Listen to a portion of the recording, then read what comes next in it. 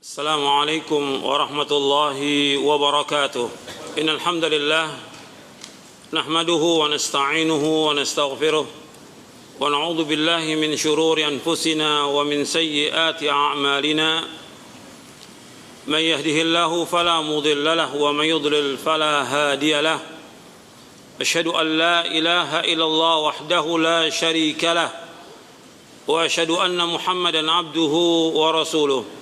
Bahwa syarat untuk masuk surga itu dengan tauhid. Gak bisa orang masuk surga tanpa tauhid. Jadi harus dengan tauhid. Jadi syarat. Makanya dalam judulnya saya sebut tauhid pemersatu umat dan syarat untuk masuk surga. Syarat. Tanpa tauhid gak bisa orang masuk surga. Meskipun dia beramal sebanyak-banyaknya.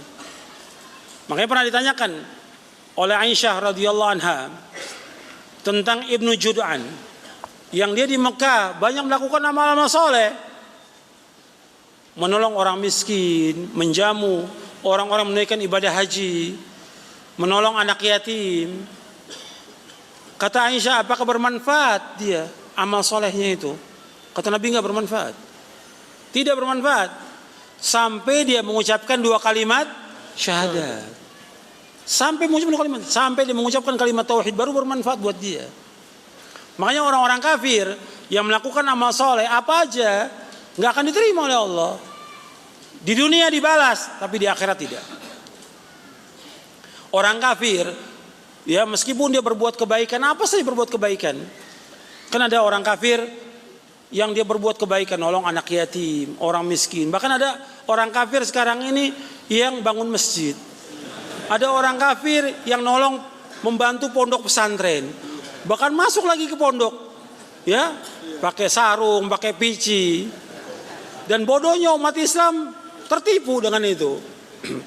Mestinya kan kita menghadapi orang kafir, ya tetap dia orang kafir. Mesti ada apa? Barok orang kafir.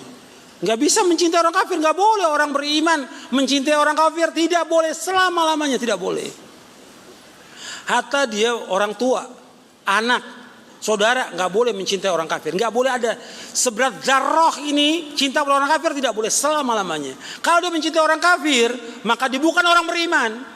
Orang munafik itu bukan orang beriman. Kalau mencintai orang kafir, nggak ada yang namanya orang beriman itu mencintai orang kafir, nggak ada, nggak boleh. Mau antum buktikan ayatnya? Antum lihat dalam surah Al-Mujadilah ayat 22, surah 58 ayat 22. Antum lihat ayatnya, biar antum tahu. Sekarang ini banyak orang-orang mencintai orang kafir, mendukung orang kafir, ya, mendukung orang, membela lagi orang kafir. Dipertanyakan imannya itu, imannya. Untuk melihat di surah Al-Mujadilah surah 58 di ayat 22. Ayat 22. Allah berfirman, la tajidu qauman yu'minuna billahi wal yawmil akhir yuwadduna man hadallahu wa rasulahu walau kanu aba'ahum aw abna'ahum aw ikhwanahum aw ashiratahum ulaika kataba fi qulubihimul iman wa ayyadahum bi ruhin min wa yudkhiluhum jannatin tajri min tahtiha al-anharu khalidina fiha radhiyallahu anhum wa radu an ulaika hizbullah ala inna hizballahi humul muflihun. Engkau tidak akan dapati satu kaum yang beriman kepada Allah dan hari akhir saling mencintai kepada orang-orang yang menentang Allah dan Rasulnya, meskipun yang menentang itu bapak mereka atau anak mereka atau saudara mereka atau keluarga mereka. Allah sudah tuliskan pada hati mereka orang yang beriman itu, yaitu iman, dan Allah telah kuatkan mereka dengan pertolongan daripadanya. Dan Allah masukkan mereka ke dalam surga yang mengalir di bawahnya sungai-sungai yang mereka kekal dalamnya selama-lamanya. Allah redha kepada mereka, mereka pun redha kepada Allah. Mereka adalah golongan Allah. Ketahuilah sungguhnya golongan Allah itu orang-orang yang menang. Jadi Allah menyebutkan di sini, engkau nggak akan dapati yang namanya orang yang beriman kepada Allah mencintai siapa? Orang kafir, nggak akan dapati. Meskipun orang kafir itu bapak mereka, anak mereka, saudara mereka, keluarga mereka, nggak akan cinta. Nggak boleh mencintai orang kafir selama-lamanya, nggak boleh. Kalau dia mencintai orang kafir, berarti yang tidak benar apanya? Iman yang nggak benar, dia orang munafik ini, bukan orang beriman. Jelas? Nanti saya sebutkan lagi ayat yang lain. Kalau antum mau tanyakan lagi, saya sebutkan lagi ayat yang lain. Jadi orang kafir meskipun dia melakukan amal soleh, diterima atau tidak di hari kiamat oleh Allah? Tidak, gak akan diterima oleh Allah. Dasarnya di beberapa ayat dalam Al-Quran. Di antara Allah berfirman, wa qadimna ila ma amilu min amalin faja'alnahu haba'an manthura. Kami hadapkan seluruh amal mereka pada hari kiamat, kami jadikan amal mereka seperti debu-debu yang berterbangan. Mereka nyumbang masjid, nyumbang anak yatim, nyumbang pondok, gak ada manfaat sama sekali. Allah jadikan seperti debu-debu yang berterbangan, gak ada manfaatnya sama sekali. Allah jadikan seperti fata morgana, seperti yang Allah sebutkan dalam surah An-Nur. Makanya syarat untuk masuk sorga itu dasarnya tauhid, nggak boleh berbuat syirik. Antum lihat hadisnya dalam buku ini halaman 64. Nabi SAW bersabda dari sahabat Jabir radhiyallahu anhu, Rasulullah SAW bersabda, man laqiyallaha la yusyriku bihi syai'an dakhala al-jannata wa man laqiyahu yusyriku bihi syai'an dakhala an-nara.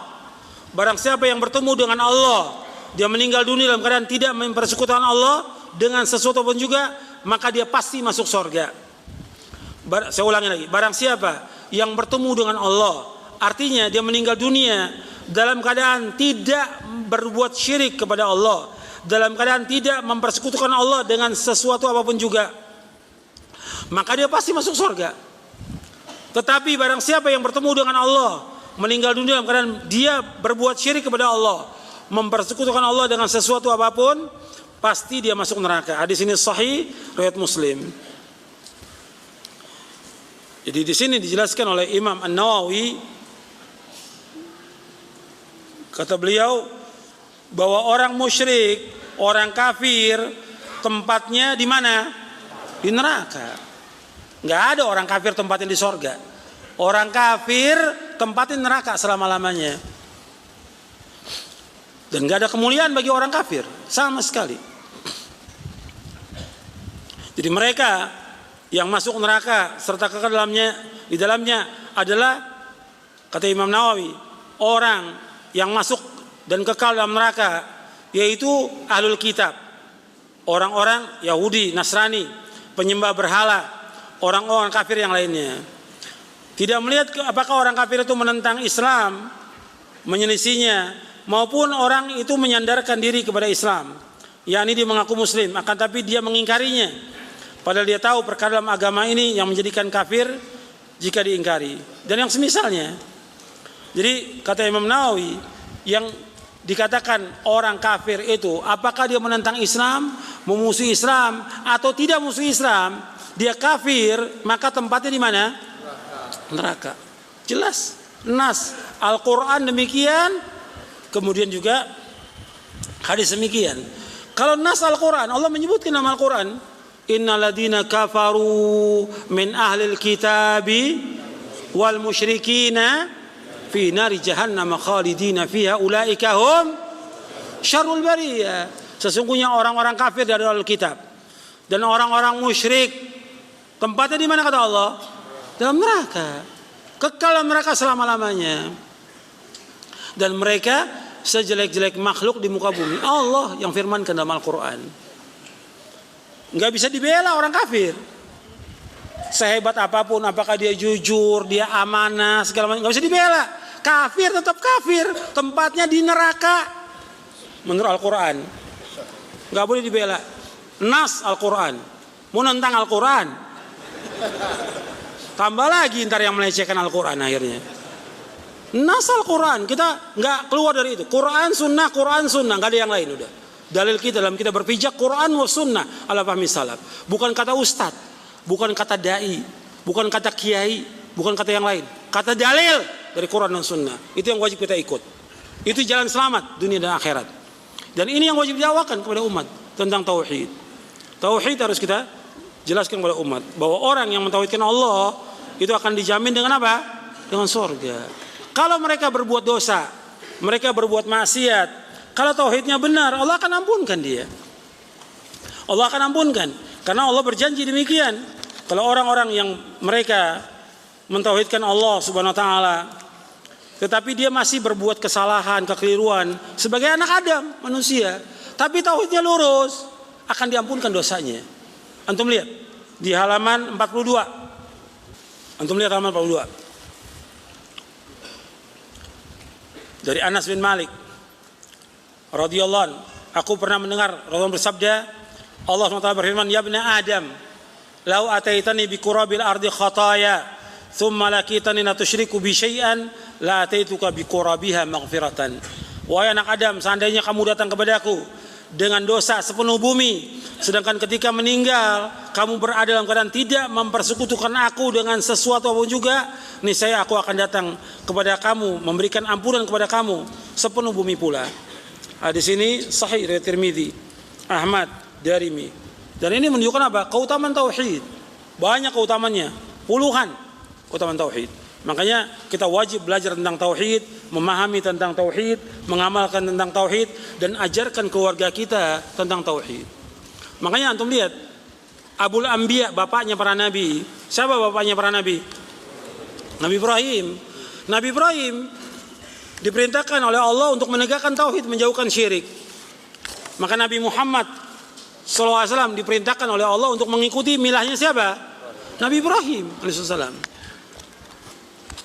Diperintahkan oleh Allah untuk mengikuti milahnya Ibrahim. Nabi Ibrahim alaihissalam, dia mentauhidkan Allah, menjauhkan syirik.